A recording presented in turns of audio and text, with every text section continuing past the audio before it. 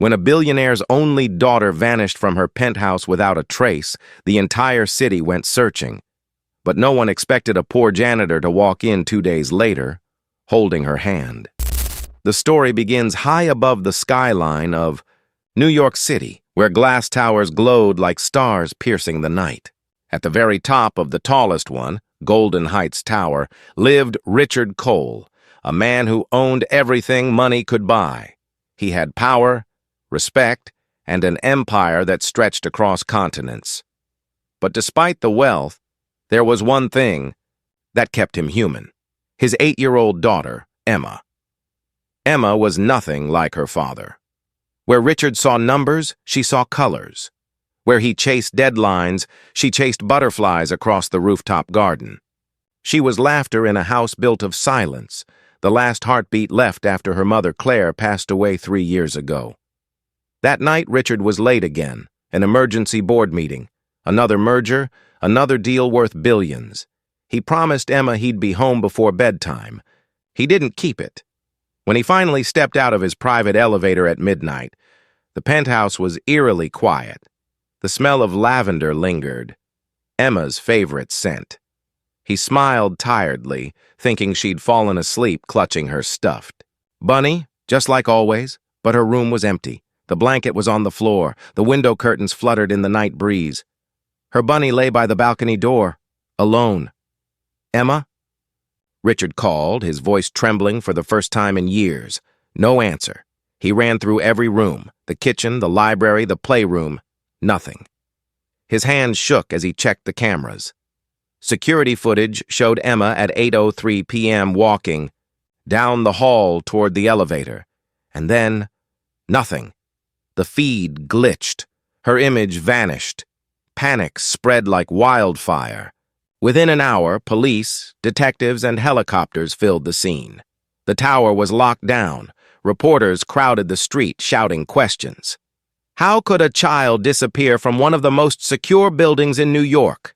Richard sat, alone in his office, his trembling hands pressed against his face. He had spent his life controlling everything: people, deals, destinies.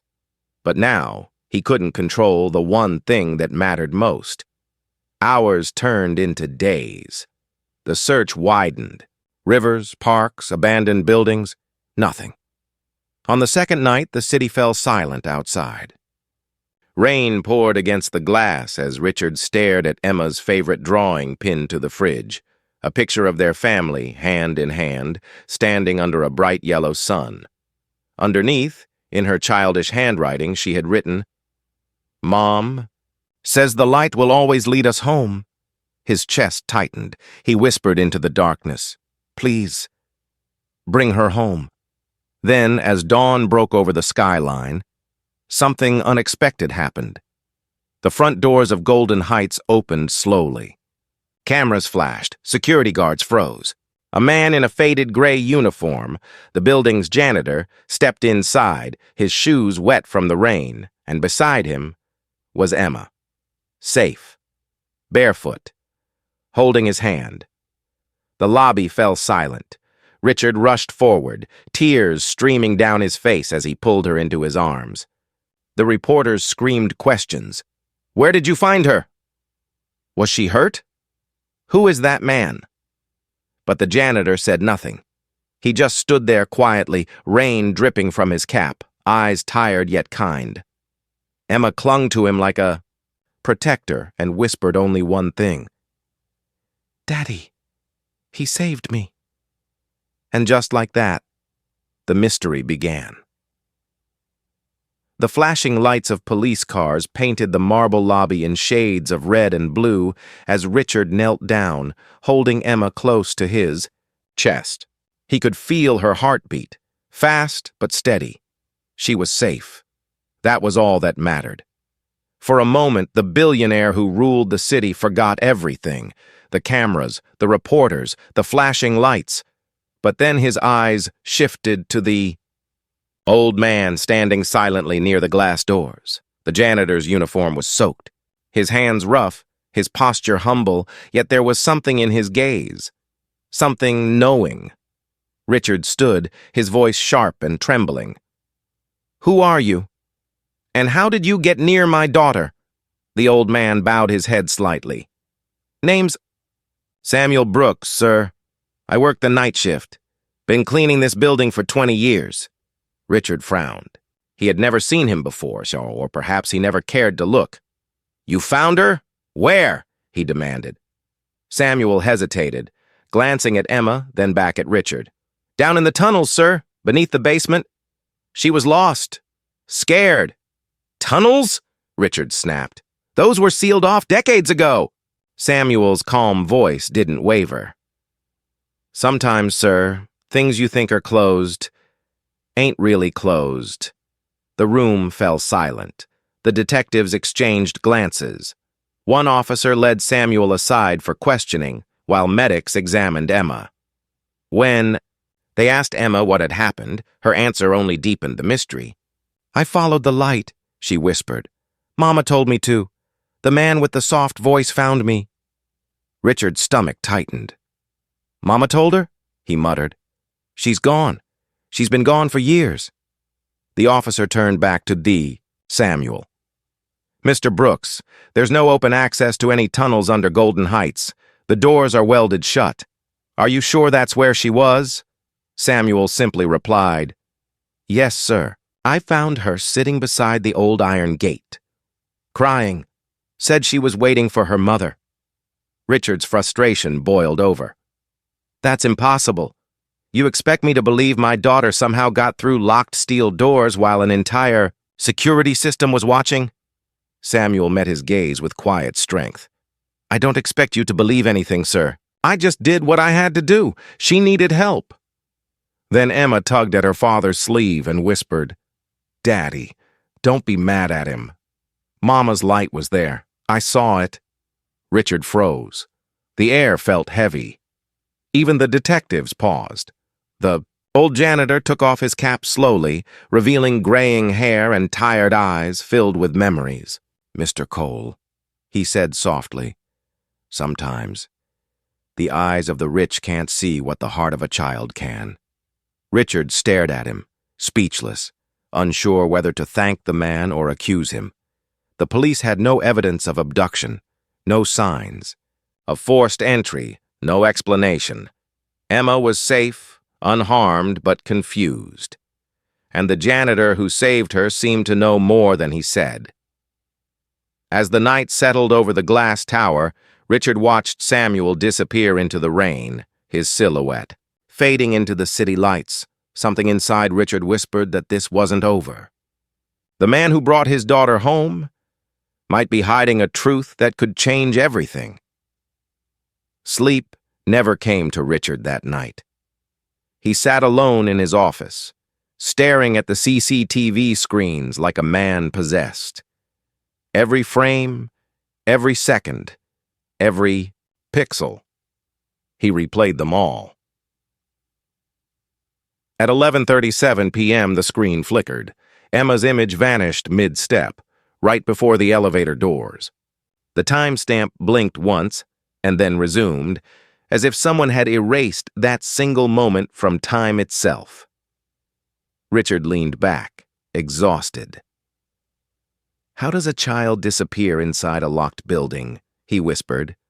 His thoughts returned to the janitor, Samuel Brooks, a man who'd appeared out of nowhere, knowing things he shouldn't. The next morning, Richard summoned him to his private office. Samuel arrived quietly, removing his cap as he entered. His uniform was clean, pressed, the mark of a man who took pride in simple things. You wanted to see me, sir? Richard's voice was firm but tired. I want the truth. You said you found my daughter in the tunnels. How did you get there? They've been sealed for years. Samuel looked down for a long moment before replying. Sir, before Golden Heights was built, this place was something else. It was home to an old orphanage. The tunnels were part of it, built to protect the children during the war. Richard frowned. An orphanage? Here? Samuel nodded slowly. Yes, sir. I grew up in it. I used to play in those tunnels as a boy. I know every corner, every secret passage. The building may have changed, but the ground remembers. Richard felt a chill. What does this have to do with my daughter? Samuel met his gaze. Maybe nothing. Maybe everything. The girl said she followed a light.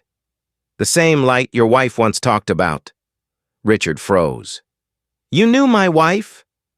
Samuel reached into his pocket and unfolded a small, faded photograph. In it stood a group of smiling children, and among them a young girl with bright eyes who looked exactly like Claire, Richard's late wife. She used to talk about planting flowers under the city, Samuel said softly. Said even the darkest places deserve light. Richard's throat tightened. He stared at the photograph, his heart pounding. How could a poor janitor from an orphanage know his wife from decades ago? And what secret was buried beneath the skyscraper, waiting to be uncovered? Richard couldn't speak. The photograph trembled in his hands, the edges worn from decades of time. There she was, Claire, smiling among a crowd of children in ragged clothes, her little hand clutching a flower made of paper. It was unmistakable. He looked up at Samuel, voice unsteady. You knew her? Samuel nodded slowly. His eyes glistened with memories buried deep. She was just a child then, bright as the morning sun. We called her Little Light because she always found a way to smile, even when there was nothing to smile about. Richard's mind raced. Claire had told him she was adopted, but she had never said from where. She had built a life of beauty and kindness, maybe because she knew what darkness felt like. You were in the same orphanage, Richard whispered. Samuel smiled faintly. Yes, sir. She was like my little sister, always carrying hope in her hands. Richard walked to the window. The city stretched endlessly below, towers of glass, roads of steel. He suddenly felt small among them, a man who had built his world on stone but forgotten the soil underneath. When she died, Richard said softly, she left a note for Emma, but I could never understand what it meant. It said, if one day you feel lost, follow the light beneath the city. I thought it was just poetry. Samuel's expression softened. It wasn't poetry, sir. It was a place. He told Richard about the garden, hidden deep beneath the building in the tunnels of the old orphanage. Years ago, before construction began, Claire had returned as an adult. She planted flowers in the dark soil, promising that even if the world above forgot them, something kind would still grow below. Samuel's voice cracked as he continued. She said that light wasn't just sunlight, Mr. Cole. It was love, small acts of kindness that never die. Richard felt tears sting his eyes. He had spent years climbing higher and higher, trying to touch the sky, while the real light had been growing quietly beneath his feet. Together, they descended into the building's lowest level, a place no one had entered in decades. Samuel guided him through a narrow passage behind the maintenance wall. The air grew cooler, the hum of the city faded, and then there it was, the hidden garden. Tiny flowers bloomed between cracks of concrete. Sunlight streamed faintly through a broken grate, scattering golden dust across the leaves. In the middle stood a small stone engraved with a name, Claire Cole. Richard fell to his knees. At the base of the stone, half buried in soil, lay her silver locket, the one that disappeared the night she died. He picked it up with trembling hands and opened it. Inside was a small photograph of baby Emma and a folded note that read, if one day our daughter feels lost, follow where the kindness grows. Samuel placed a hand gently on Richard's shoulder. She never really left you, sir. She just led you back to where she began. Richard turned to him, eyes filled with gratitude and pain. "You kept her promise." Samuel nodded. "A man doesn't forget a promise made to the girl who once gave him hope." In that silent underground garden, beneath all the glass and gold, the billionaire finally understood the meaning of his wife's words, and of the man who had brought his daughter home. The morning sun rose softly over New York, its golden, rays glinting off the glass of Golden Heights Tower. For years, those walls had stood as a symbol of Richard Cole's success, cold, flawless, unreachable. But today, for the first time, the billionaire stepped into his office not as a ruler of wealth, but as a man reborn through truth. He looked out at the skyline, the same city that had once felt like his kingdom, and thought about the garden, hidden beneath it all, a secret world his wife had created, a world his daughter had rediscovered, a world a humble janitor had protected. That morning, Richard called a press conference. Reporters filled the marble lobby, expecting another corporate announcement. But when he stepped to the podium, they saw something no one had ever seen before: humility in his eyes. "2 days ago," Richard began, his voice calm but heavy, with emotion, "I lost what no man should ever lose: my daughter. And in finding her, I learned that no fortune, no tower, no empire is worth more than kindness." The cameras clicked. The crowd fell silent. He turned to the side, where Samuel Brooks stood quietly with Emma holding his hand. "This man," Richard continued, "reminded me that true wealth doesn't come from what we build above the ground, but from what we nurture beneath it."